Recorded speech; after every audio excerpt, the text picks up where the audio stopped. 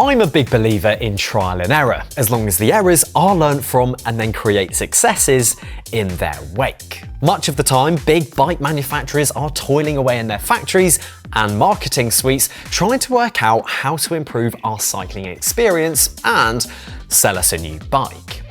But not every bike or every trend is necessarily a good one. Perhaps the very people who are developing the bikes and shaping the future of tech are too close to the process. They may lack the perspective to see what is and is not working. It's easy to literally be an armchair critic, but being this far removed from the development process does mean that we can look at things quite objectively. And doing just that is what made me realise that there really are a few things that bike manufacturers could be doing differently. Let me explain.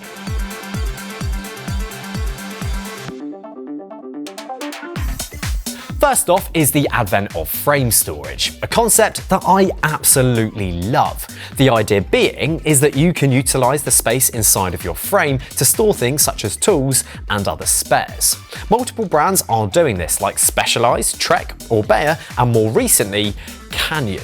The feature usually means that you either don't need to use a saddlebag or you just don't need as much stuff in your jersey pockets, which is always a bonus. However, my issue lies in the fact that even if you have spent £6,000, maybe even £10,000 on a new bike with frame storage, the manufacturers will still force you to spend a little bit more money to buy all of the tools that were made specifically to work with its own storage solution. I'm sure there's probably a load of tools out there that will also fit into whatever sleeve placed host to the tools. And who knows, maybe you already happen to own those tools that will fit. But in my opinion, I think if you've just spent what is undoubtedly a small fortune on a new bike, getting the tools that go with that bike should almost just be part of the package. I also think that since none of the brands give you a full set of accessories with your purchase, it opens up the opportunity for one brand to rip away from the status quo and be seen to offer some exceptional value by doing so. But the question is, who's going to be brave enough to do it first? One limiting factor, a brand I spoke about this to, pointed to the issues that surround shipping CO2 canisters, which is obviously a no-go. But CO2 canisters only make up one component housed in most storage sleeves. I just don't see a good reason why the multi-tools and tie levers have to be excluded other than a way for them to just sell more things.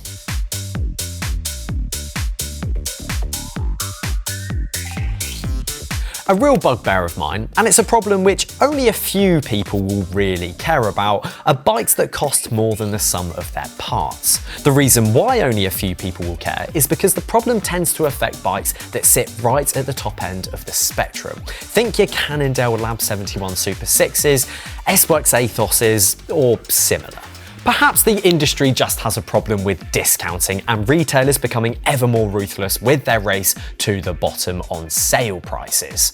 But what it is creating is a retail environment which lends itself more to individuals building up their own frames rather than buying full builds. Personally, this is my favourite way to buy a new bike, but for the average cyclist on the street, I don't think that they should be paying a premium just for buying a fully built bike. If anything, there's a strong argument for custom bikes to be the thing that cost a bit more money.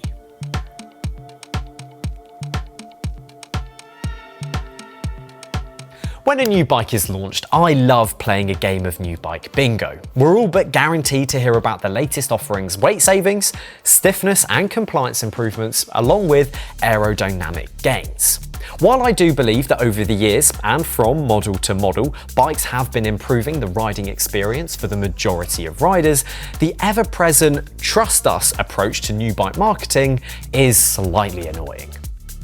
In reality, we, as the consumers, just don't have the ability to fact check all of these numbers that the bike manufacturers lay on us when they launch a new bike. Even if you do try and go out and do some of your own testing out on the roads, the results can be incredibly skewed depending on a multitude of external factors. There's also all of the numbers that are just not possible for a consumer to even try and measure by themselves, like stiffness or compliance. You'd need access to a pretty sophisticated rig to do so. I would love to see brands send their new bikes off to an independent testing centre to verify the claims that they're making. I believe that by doing this, the manufacturers would actually be able to gain more trust from the consumer, and it would also add much more merit to the marketing material that they publish.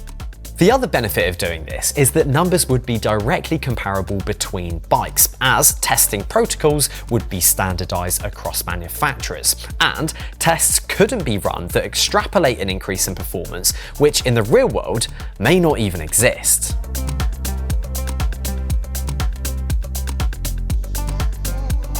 When manufacturers launch new flagship bikes, the full ranges often include frameset options as well as full build models, which I think is fantastic. It's not uncommon for brands to do this, especially with models like the Tarmac SL8, which is available in a number of different frameset colours. It provides the opportunity for customers to spec their bike however they like, or if they already have a bike with the components that they're happy with, they can just build up the new frame with what they already own, creating a more cost-effective solution. However, one thing that isn't so common are RTP frames, or ready-to-paint frames. What these are frames with no paint, but just a very thin layer of protective lacquer. It also means that if you want to go one step further with your custom build, you can also then give it a custom paint job. And you can either save on the effort or the cost of sanding all the paint back before then repainting. The SLA is one of the few frame sets that is available in an RTP option. All that needs to be done is to take off the top thin layer of lacquer and the decals, and then you're good to paint. I'd love to see more brands adopt this way of selling frame sets. It means that frame painters don't run the risk of sanding the frames a bit too much, and it saves a lot of time, and therefore cost. From the bike manufacturer's point of view, it negates the need for an entire step in the production process, which you have to imagine saves the brand time and money. I also believe that RTP frames allow customers to engage with the brand on a deeper level when having the option to adopt custom paint is that much easier.